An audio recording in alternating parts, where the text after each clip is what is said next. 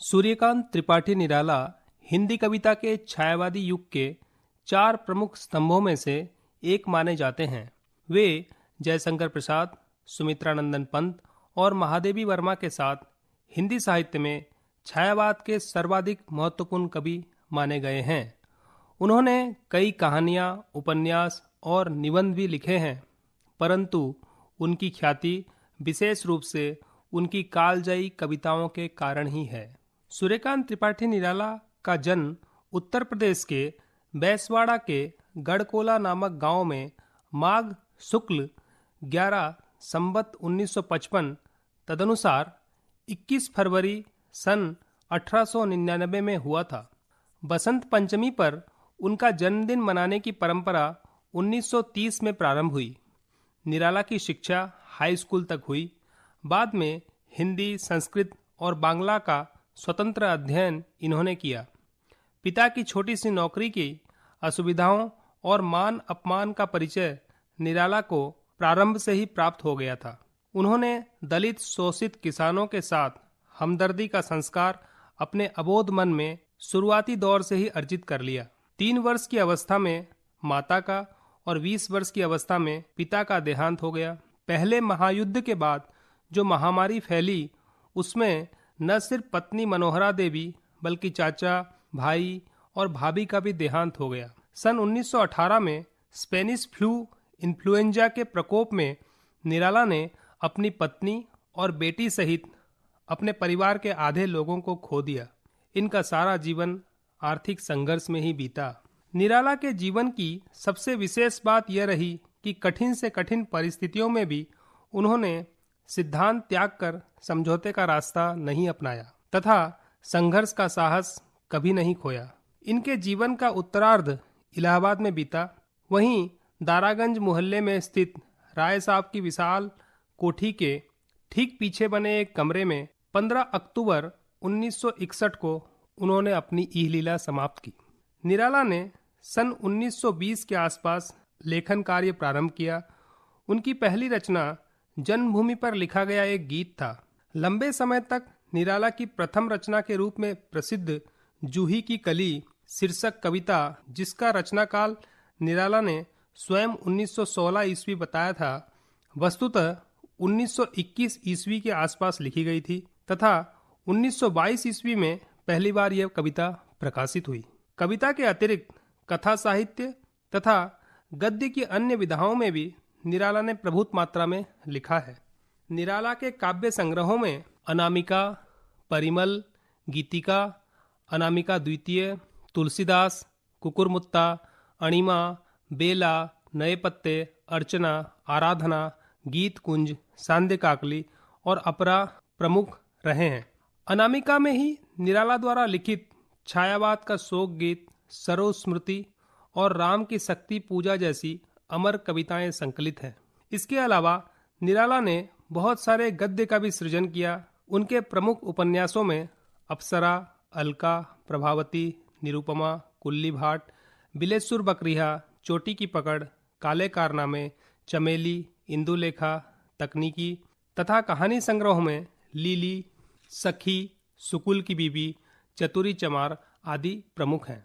सूर्यकांत त्रिपाठी निराला जी की प्रतिनिधि कविताओं में हमारा कॉलेज का बचुआ, दीन, मुक्ति, राजे ने अपनी रखवाली की, भिक्षुक, मौन, संध्या सुंदरी, तुम हमारे हो, वर दे वीणा वादिनी वर दे, चुंबन, प्राप्ति, भारती वंदना, भर देते हो, ध्वनि, उक्ति, गहन है ये अंधकारा, शरण में जन जननी, स्नेह निर्जर बह गया है, मरा हूँ हजार मरण, पत आंगन पर रखकर आई, आज प्रथम गाई पिक, मद भरे ये नलिन, भेद कुल खुल जाए, प्रिय यामिनी जागी आदि प्रमुख हैं। निराला की काव्य कला की सबसे बड़ी विशेषता है उनका चित्रण कौशल। आंतरिक भाव हो या बाह्य जगत के दृश्य रूप, संगीतात्मक ध्वनियां हो या रंग और गंध, सजीव चरित्र हो या प्राकृतिक दृश्य, सभी अलग अलग लगने वाले तत्वों को घुला मिलाकर निराला ऐसा जीवंत चित्र उपस्थित करते हैं कि पढ़ने वाला उन चित्रों के माध्यम से ही निराला के मर्म तक पहुंच सकता है। निराला के चित्रों में उनका भावबोध ही नहीं, उनका चिंतन भी समाहित रहता है। इसलिए उनकी बहुत सी कविताओं में दार्शनिक गहराई उत्पन्न हो जाती है। उनके किसान बोध ने ही उन्हें छायावाद की भूमि से आगे बढ़कर यथार्थवाद की नई भूमि निर्मित करने की प्रेरणा दी। विशेष स्थितियों, चरित्रों और दृश्यों को देखते हुए उनके मर्म को पहचानना और उन विशिष्ट वस्तुओं को ही चित्रण का विषय बनाना निराला के यथार्थवाद की एक उल्लेखनीय विशेषता है। निराला पर अध्यात्मवाद और रहस्यवाद जैसी जीवन विमुख प्रवृत्तियों का भी असर है।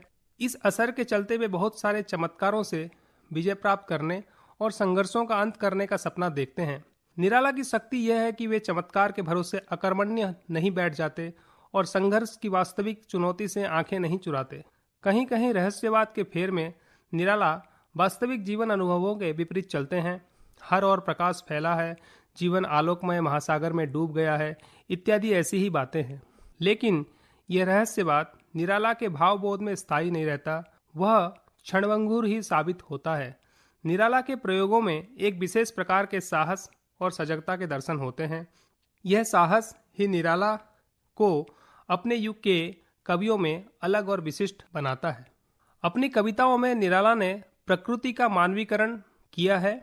संध्या को शांत एवं स्तब्ध सुंदरी के रूप में वह देखते हुए लिखते हैं, दियवा अवसन का समय मेघमय आसमान से उतर रही है, यह संध्या सुंदरी परिसी धीरे धीरे धीरे। निराला छायावादी और रहस्यवादी होने के साथ प्रगतिवादी भी हैं और वे पूंजीवाद के विरोधी भी हैं। भिक्षुक कविता उनकी प्रगतिवादी रचना है, जिसमें भिक्षुक का चित्रण वह कुछ इस तरह करते हैं। वह आता दो टूक कलेजे के करता, पछताता पथ पर आता, पेट पीठ दोनों मिलकर हैं एक, चल रहा है लकुटिया टेक, मुट्ठी भर दाने को भूख मिटाने को, मुंह फटी पुरानी झोली फैलाता। जूही की कली नामक उनकी प्रसिद्ध कविता में वह श्रृंगार का वर्णन करते हुए लिखते हैं, आई याद बिछुड़न से मिलन की वह मधुर बात, आई याद चांदनी की धुली हुई आधी रात, आई याद कांता की कमनीय गात, फिर क्या पवन उपवन सर सरित गहन गिरी कानन, जाने कहो कैसे प्रिय आगमन वह, नायक ने चूमे कपोल, डोल उठी बल्लरी की लड़ी जैसे हिंडोल, इस पर भी जागी नहीं, चूक क्षमा मांगी नहीं, निद्रालस बंकिम विशाल, नेत्र मूंदे रही, किंबा मतवाली थी, यौवन की मदिरा पिए। वहीं जागो फिर एक बार नामक कविता में वह देशवासियों को जगाते हुए लिखते हैं, प्यारे जगाते हुए हारे सब तारे तुम्हें, अरुण पंख तरुण किरण खड़ी खोलती है द्वार, जागो फिर एक बार, आंखें अलियों सी किस मधु की गलियों में, फंसी बंद कर पांखें पी रही हैं मधु मौन, अथवा सोई कमल कोरकों में बंद हो रहा गुंजार, जागो फिर एक बार।